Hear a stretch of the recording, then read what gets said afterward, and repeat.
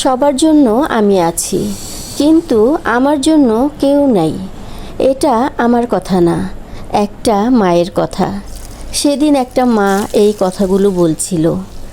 আমি অনেক কেঁদেছি, চোখের পানি মুছে দেওয়ার মতো কেউ ছিল না। এক সময় বুঝতে পারলাম আমার তো নিজের দুটি হাত আছে। আমি কান্না করার জন্য একটা মানুষ খুঁজছিলাম। পরবর্তীতে বুঝতে পারলাম মানুষের কাছে কান্না করে লাভ নাই, সেজদায় আল্লাহর কাছে কান্না করব। আর সেজদা দেওয়ার জন্য মাটিই যথেষ্ট। আমি ভেবেছিলাম সব কিছু হারিয়ে ফেলেছি, কিন্তু সেজদাতে গিয়ে আমি সব কিছু আবার ফিরে পেয়েছি, আলহামদুলিল্লাহ। ভিউয়ার্স, আমি মনে করি জীবন হলো মৃত্যুর কাছ থেকে ধার নেওয়া কিছুটা সময়। তাই যতদিন বাঁচব সবার সাথে ভালো ব্যবহার করব।